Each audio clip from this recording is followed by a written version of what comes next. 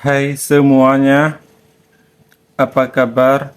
Semoga kita dalam keadaan adil dan sejahtera. Ini ada informasi menarik dan penting. Ini masih seputar dengan Rohingya.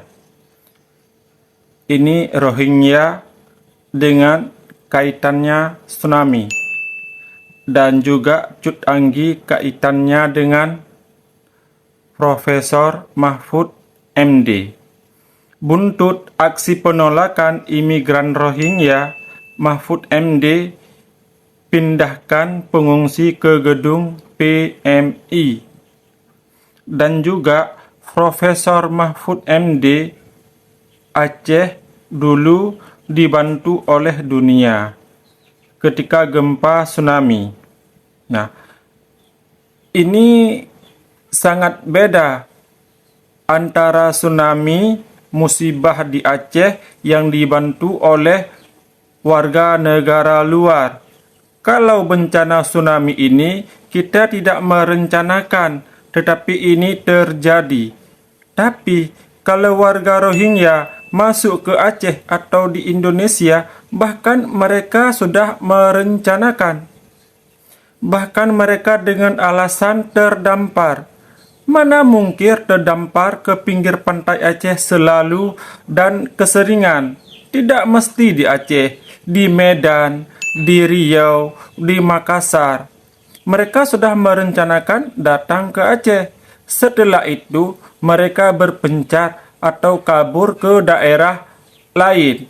Ini sangat beda dengan bencana tsunami di waktu dulu.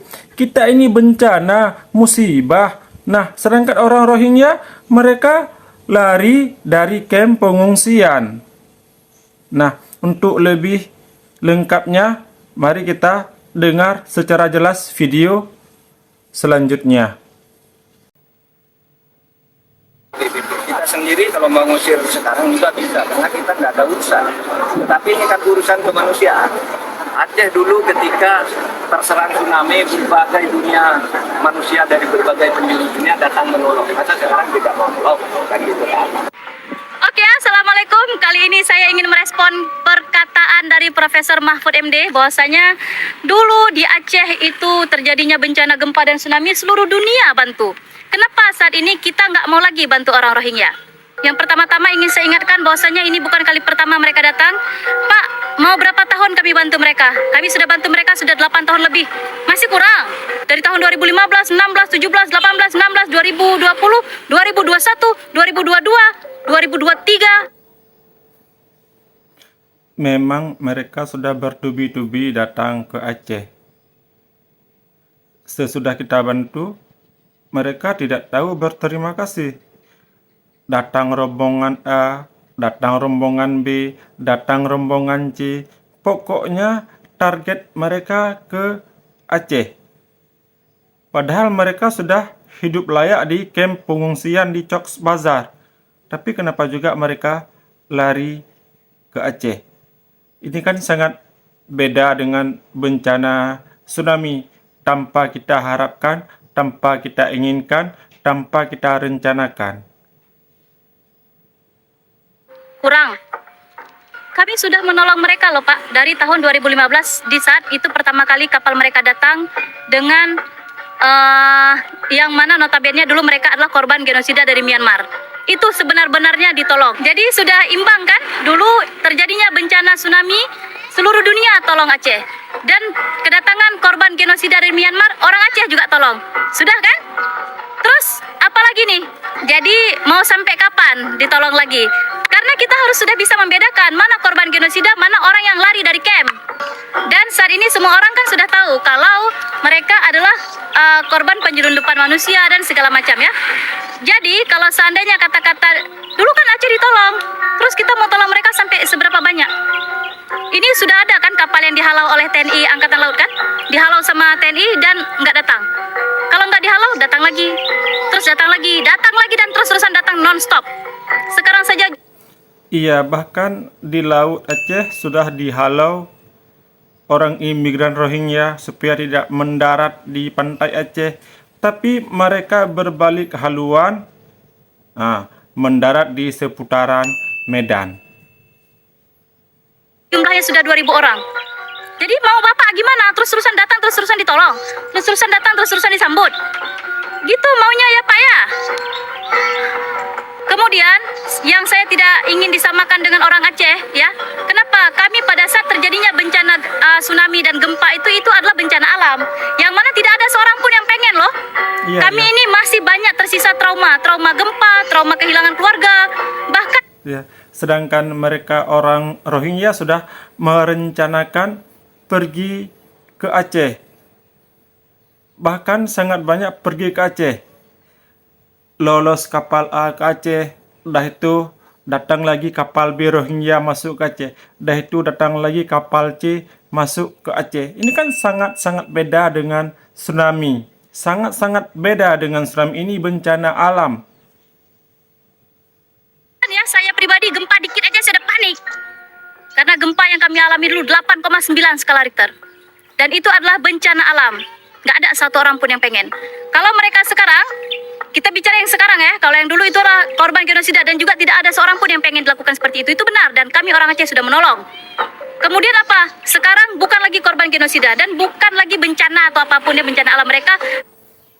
Kita dulu warga Aceh sangat antusias, sangat ikhlas menolong pada saat orang Rohingya tiba di Aceh. Tapi kalau sekarang mungkin orang Rohingya tuh karena sifat kelakuannya tidak baik, ya mungkin warga Aceh kesal dan menolak mereka tidak boleh tinggal di Aceh. Itu kan juga salah sendiri mereka orang Rohingya. Lari dari camp di Bangladesh. Dan ini bukanlah sebuah bencana, ini adalah pilihan mereka datang ke Aceh. Jangan disamakan. Dan mereka tidak ada trauma. Karena saya sendiri sudah banyak lama bergaul dengan mereka. Tidak ada Pak orang trauma itu bisa dandan-dandan, masak-masak, pesing ikan, hidup normal, ngobrol terus lari cari tempat lain. Please lah, kenapa tega Bapak samakan dengan tsunami dan gempa di Aceh? Sangat tidak sama. Kemudian saya mau respon satu lagi tentang kemanusiaan. Sekarang alasan menerima mereka adalah alasan kemanusiaan. Terus, apakah kalian mengira dengan kalian menolong mereka terus kalian taruh di PMI, di aula, mereka tidur macam ikan nasian lagi dijemur, itu kemanusiaan? Lebih-lebih tidak kemanusiaan itu. Lebih baik mereka dikembalikan ke Bangladesh, di sana ada tempat mereka lebih manusiawi di sana daripada yang kita lakukan saat ini. Dan kalau emang benar-benar ingin memanusiakan manusia, ya, sayang sekali dengan mereka, jadikanlah mereka itu seperti Malika. Apa tuh Malika? Kedelai hitam kecap bangau yang sudah dianggap seperti anak sendiri.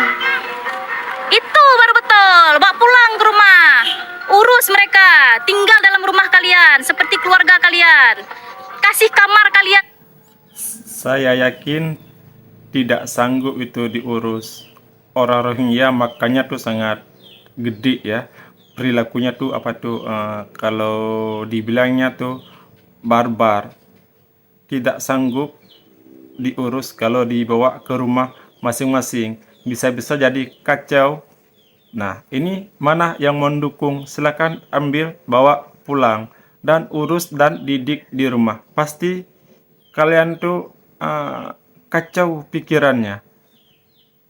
Tidur, jangan kalian tidurin mereka di hemperan kayak gitu semuanya kan, di bejejer. Udah pasti aku bilang macam ikan asin dijemur, kan aku udah sering lihat orang aku di dalam itu kok.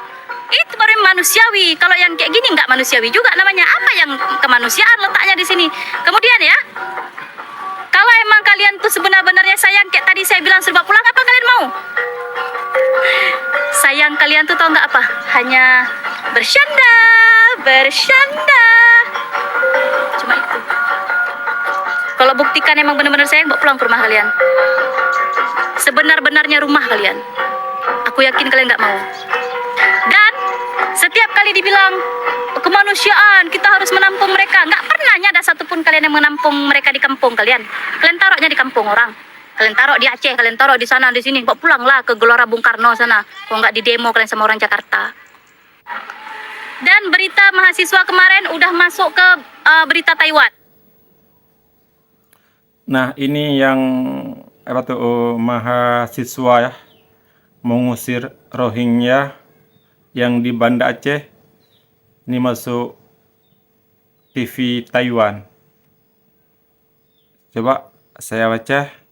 Menurut statistik dari Badan Pengungsi PBB, lebih dari 1.500 pengungsi Rohingya telah tiba di Aceh, Indonesia dengan kapal dari Bangladesh sejak bulan November. Jumlah ini mencapai angka tertinggi dalam 8 tahun terakhir.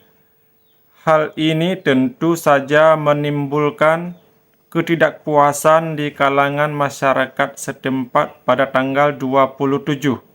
Sejumlah besar mahasiswa bergegas ke tempat penampungan dan menuntut agar pihak berwenang mendeportasi para pengungsi tersebut, meskipun pihak berwenang Indonesia untuk sementara merelokasi mereka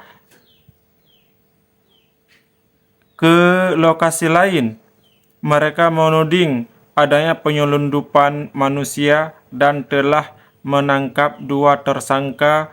Pihak berwenang juga menekankan bahwa Indonesia bukan negara konversi penandatangan konversi pengungsi PBB dan tidak dapat memaksa Indonesia untuk menerima pengungsi dari Myanmar. Bayangkan ya kalau dunia itu memframingnya dengan cara yang berbeda ya, bisa saja ditanggapi dengan respon yang bermacam-macam. Orang nggak tahu apa yang sebenarnya terjadi di dalam negara kita di Aceh pada saat kemarin terjadi. Nah, yang awalnya kita itu ingin seperti kayak cari muka dengan dunia, kalau kita ini paling baik ya, paling penolong gitu ya, ujung-ujungnya malah kita yang dihujat sama dunia kalau kayak gini. Coba lihat negara-negara yang tidak mau membuka pintu untuk mereka dan nggak dibilang apa-apa. Nah, Ya, bagi negara-negara yang menolak kedatangan orang Rohingya, mereka itu aman-aman aja, tidak masuk dalam berita. kenapa kita tuh kok kayak suka dipuji, padahal ujung-ujungnya nanti dihina juga oleh negara luar. Jadi begini, ada satu komen di tempat saya tuh bagus sekali, nanti saya ambil komentarnya, udah saya simpan. Dibilangnya apa? Ulangi semua pengungsi Rohingya, suruh orang UNHCR menolong mereka di Bangladesh. Karena UNHCR adalah organisasi PBB dunia kan? Jadi nggak masih harus di Indonesia, pergilah ke Bangladesh sana. Nah, jadi di video saya yang ini ya, saya itu sempat kasih solusi. Saya tahu ini solusi ini hanya dari pemikiran rakyat biasa, karena rakyat biasa tuh sadar bahwasanya pemerintah lah yang punya kuasa. Kalau pemerintah mau, pemerintah bisa melakukannya. Jadi kapal ini bisa menampung 2.000 penumpang kan, dan kapal ini sangat layak. Kalau memang kita ingin mengembalikan mereka dengan cara yang baik-baik, dan saya yakin ini akan menjadi berita dunia yang sangat baik. Indonesia akan menjadi negara yang sangat baik di mata dunia. Kenapa? Kita mengembalikan pengungsi Rohingya dengan cara yang sangat mulia. Mereka kita taruh di kapal yang sangat layak. Ya, bahkan para pejabat yang merasa ikut serta pengen ngantar itu bisa. Dan di kapal itu kan ada kelas ekonomi yang mana mereka semua bisa tidur beramai-ramai, ada tempat tidurnya, ada kasurnya. Kalau nanti para pemerintah kita siapa yang ingin ikut itu ada kelas 1, ada kelas 2. So, bayangkan ya ketika kita hantar mereka ke Bangladesh, orang Bangladesh lihat cara kita mengembalikan mereka dengan sangat baik, sangat mulia, sangat memanusiakan mereka. Bayangkan, Indonesia jauh lebih terangkat derajatnya. Ya, itu saran dari saya. Dan saya juga pernah menonton satu video Ustadz Dery. Ustadz Dery juga kan sudah mengakui bahwasanya apa?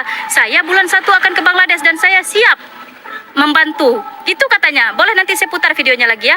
Dan kita semua bisa melihat video aslinya, masih ada di akunnya Ustadz Dery. Insya Allah pemerintah Indonesia akan memulangkan semua pengungsi ilegal itu kembali ke kamp pengungsian di Bangladesh, di Chowk Bazar ya. Dan insya Allah saya siap untuk mengawal mengantar mereka ke sana. Insya Allah saya sedang mengurus visa untuk berangkat Januari ini ke Bangladesh. Nah, sebenarnya apa? Banyak cara menuju Bangladesh kalau kita mau. Tolong jangan kita terus-terusan membuka pintu, karena mereka tidak akan berhenti, terus-terusan datang.